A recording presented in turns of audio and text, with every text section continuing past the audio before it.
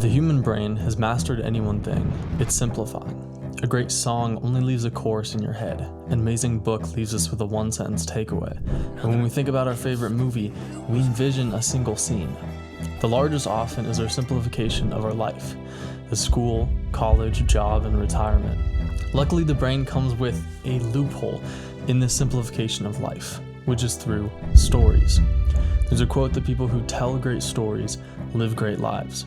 In this video, we'll go from the highest rated kids show of all time to Donald Miller's most successful book on how we learn to live a better story, to the concepts of stories and uncertainty in Tibetan Buddhism.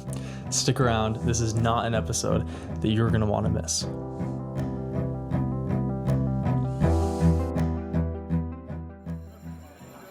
The success of Sesame Street didn't happen by chance. It was calculated through years of studying children's every move, quizzing them on each episode and graphing to the second what moments of each episode were most successful. A new wave of fascinating psychology on attention span and information retention grew into the 70s, pioneered by Sesame Street. Researchers would literally sit down and pay 4-year-olds to sit in front of two TVs. One played Sesame Street, the other cycled interesting photos to grab the kids' attentions. They would then film the eyes of the kids to track with 400 data points per episode when they were paying attention to which TV. This is literally the same as YouTube's audience retention graph just 50 years ago. They eventually learned what to keep and what not to keep to hold kids' attention spans up to 82%. These tests allowed the researchers to learn quickly. They made Sesame Street the most successful kids' television show in the world, giving birth to a new rival, Blue's Clues. Here's where the two shows differed. See, Sesame Street was organized like a magazine, 15 4-minute sketches divided up each episode. Longer than 4 minutes and the kids would lose interest. They had dozens of characters, each brighter and louder than the next to grab your attention. It totally makes sense why it worked. But Blue's Clues couldn't have been more different. The creators of Blue's Clues were confident that children could watch an uninterrupted half-hour episode, something all research would have laughed at. On top of that, there would be one main character. And who would he be talking to? Not a group of crayon-colored monsters, but instead you, the viewer. You were no longer flipping through a magazine. Instead, the viewer was following the one thing that kids love more than anything else, a great story. In this apartment building near where I live in Portland, there used to be an author named Donald Miller. Before here, he lived in my old neighborhood a few blocks away from our house growing up. But it was in this apartment that he first met with two filmmakers who wanted to turn his life into a movie. Miller met with these filmmakers for months as he heard them decide how best to make his life sound like a better story than it really was. They told him which parts of the life they'd cut out, which ones they'd keep, and which ones they'd rewrite themselves. Miller very literally started realizing his life was no more than a story that could be told a million different ways, one that held a million different endings. Once Miller started viewing his life in this light, he remarked that he, quote, learned to live a better story. The subtle change in his state of mind meant everything for how he began to live his life.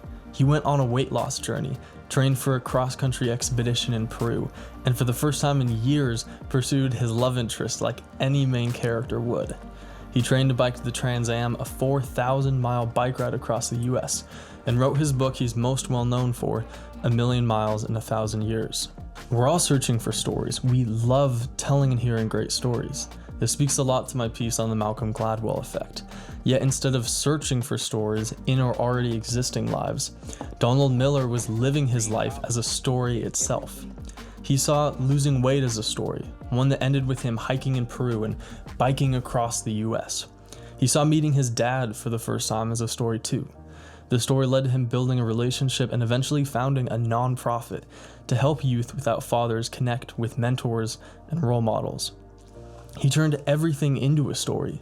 Blue's Clues communicated 30-minute education videos to 4-year-olds. How did they do it?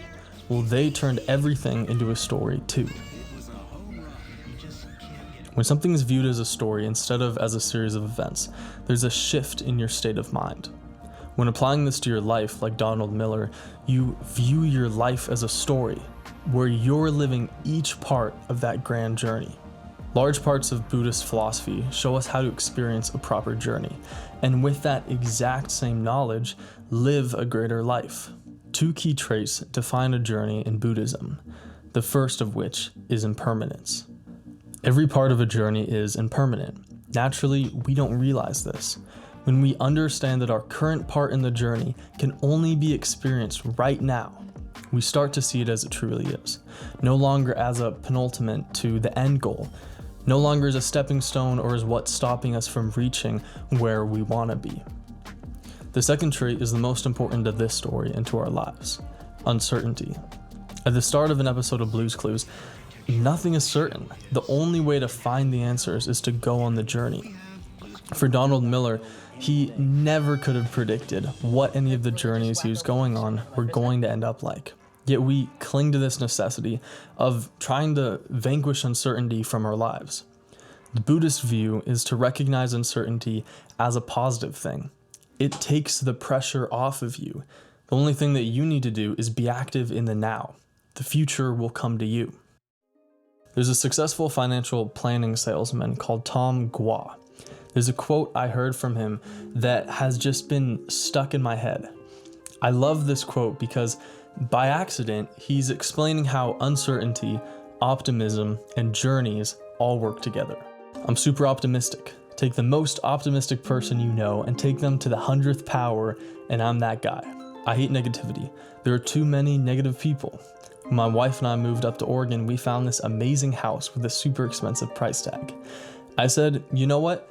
I'm gonna offer something ridiculously low. Why not? What's the worst that could happen? They say no? I love this quote because he had literally just gone on about how optimistic he was. Surely in a situation like this, he'd be overflowing with optimism, telling his wife that, there wasn't a chance that they wouldn't accept his offer because that's just how optimistic he is. But that's not what he says at all. He switches his lines. After his rant about how optimistic he is, he doesn't say, trust me, it'll work out. He just says, hey, what's the worst that could happen? If you're wondering, he got the deal on the house. So take a look at your own life. What are the stories you're living? Where are you in those stories, and why are you living these stories? Also, what are some you're not living yet? Plus, what is the worst that could happen? As Steve would say, the only way we'll find out is if we open our first clue. If you like this video, then you'll love my previous video on a similarly interesting subject I call the Malcolm Gladwell effect. It's named after my favorite author of all time, and you'll see why if you watch the video.